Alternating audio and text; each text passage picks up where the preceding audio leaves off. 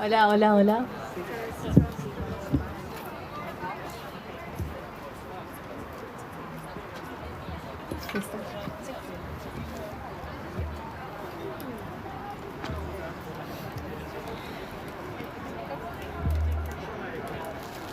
So we'll be giving some words or a speech or whatever format this could be called, but this is a testimony or a story that comes from the south, from the global south. It comes from a small town in Argentina, from our friend Anabela, and this is the story of her town, San Juan, and the state of the town at the moment.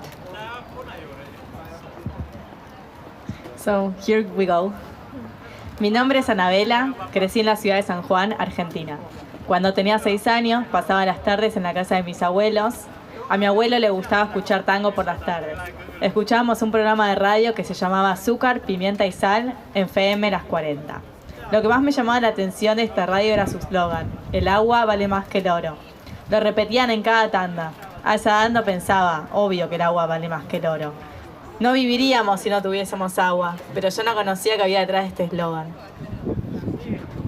My name is Anabela.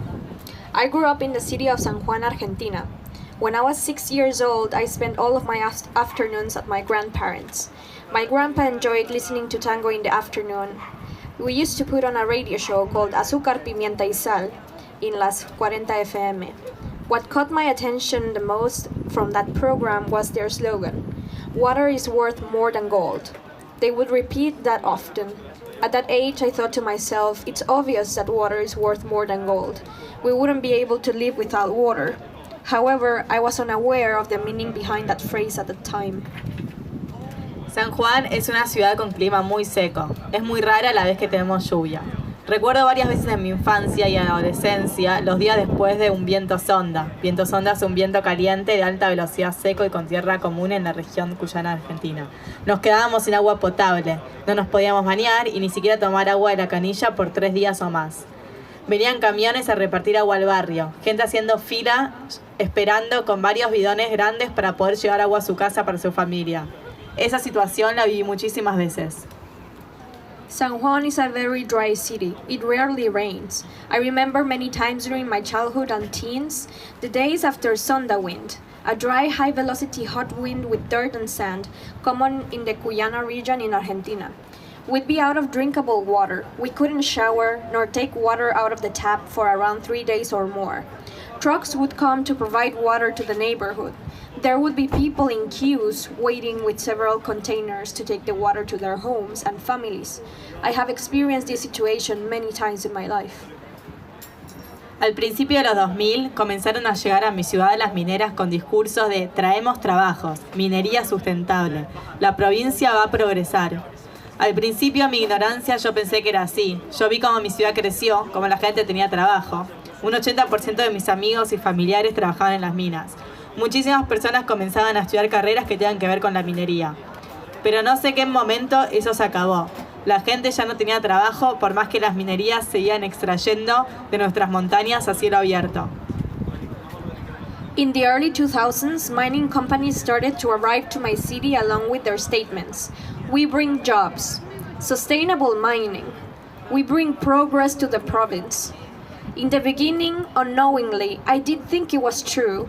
I saw my city growing, people being employed. Around 80% of my friends and family worked in the mines, and many people starting studies related to mining.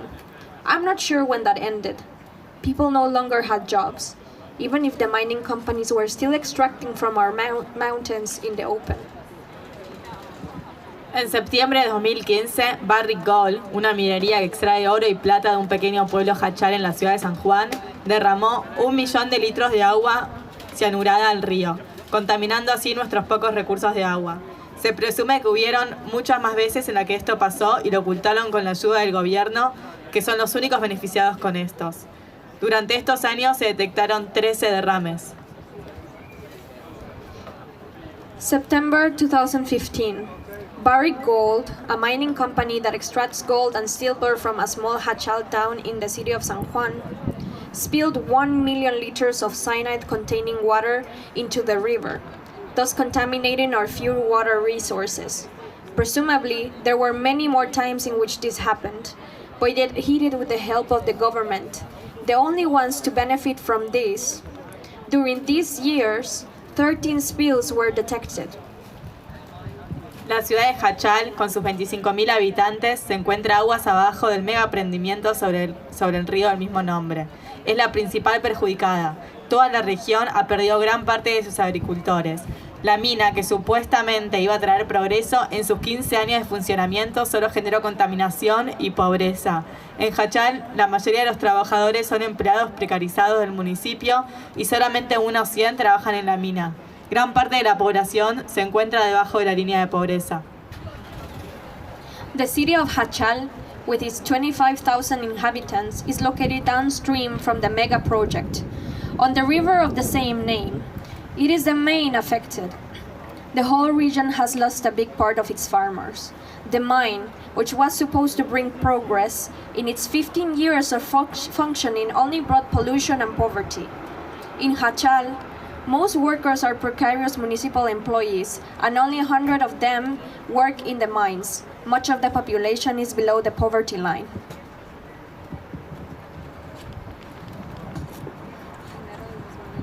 En enero de 2022, volvió a visitar a San Juan. Fue a visitar el embalse Punta Negra, ubicado muy cerca de la ciudad, uno de mis lugares favoritos en San Juan. Este embalse fue construido para incrementar el control y disponibilidad de agua para los fines agrícolas. ¿Y saben qué? Estaba casi vacío. La ciudad no creció, la ciudad está más pobre que antes, no hay trabajo, no hay crecimiento, no hay agua. January 2022. I visited San Juan again. I went to the Punta Negra Reservoir, located near the city, one of my favorite spots in San Juan. This dam was built to increase control and availability of water for agricultural purposes. And guess what? It was almost empty. The city didn't grow. The city is poorer than before. No jobs, no growth, no water.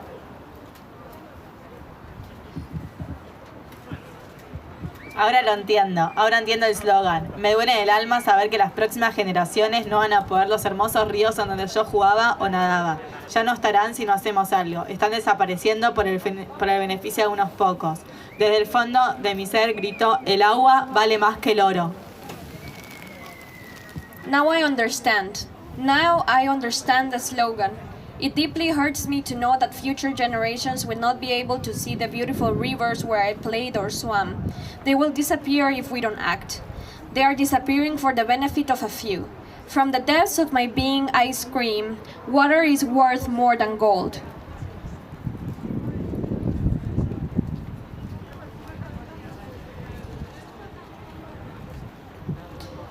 The case of San Juan is one of the many untold stories of the extractivism from the territories in Latin America. Extractivism might sound like an abstract concept for those who are privileged enough to not be suffering from it. But extractivism has very concrete consequences that people in the global south are facing, like in San Juan, where mega mining projects with foreign capital have deepened contamination, ripened their direct relationship with food and water, and has been intoxicating and impoverishing their population. In the name of what? El agua vale más que el oro. Water is worth more than gold. The extractive models intensified what has been described as ecological debt, because in these forms of obtaining cheap natural resources with cheap labor and with little to non-existent environmental regulations, the North is not paying to the South the true cost.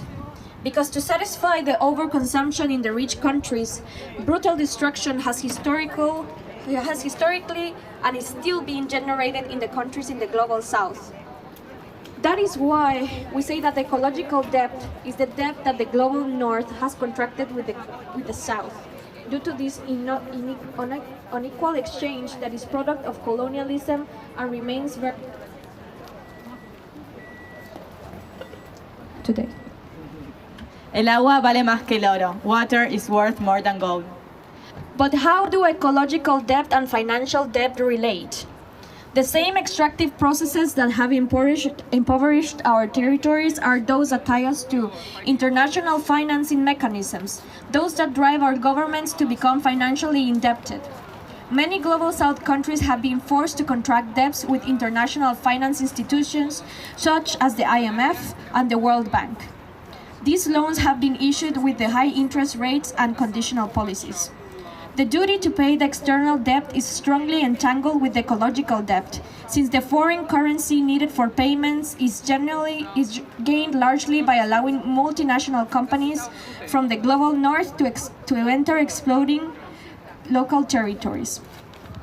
By this way, paradoxically, governments are forced with no other alternative to keep on extracting natural resources, as the IMF and the World Bank demand us, in order to keep on paying, fueling in this way the perverse spiral. El agua vale más que el oro. Water is worth more than gold. This is why the extraction of fossil fuels, among other extractive projects, such as the expansion of poisonous monocrops, are continuing in our territories, because we have no other alternative than to generate foreign currency, or dollars, to pay these debts. This is why these financial debt mechanisms are not compatible with climate actions, or the proposals that derive in great ways from indigenous knowledge and values, because they harm any possibility of creating strategies to leave extractive models behind in our territories, and rather move towards ecological transitions. El agua vale más que el oro. Water is worth more than gold. The current debt systems do not recognize the non-monetary indicators that measure the historical and current detrimental impacts in the Global South. That is why we demand the recognition of the ecological debt that the Global North has contracted with the South. And we demand it not in symbolic, but also in material terms. We demand that the G7, which includes the countries with the greatest influence over the IMF and the World Bank governance, apply debt cancellations mechanisms for the Global South. We demand it because canceling the Global South's debt is the only future where it is possible to leave fossil fuels in the ground and finance a just transitions for all. We demand it because centuries...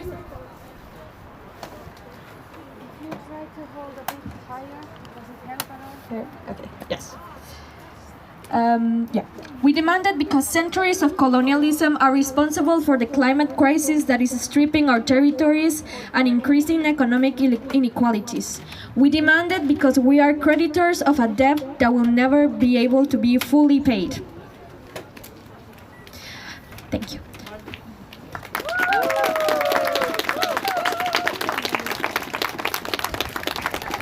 The little scene where we have been reading this story will now be distributed by our friend, our ally in the public.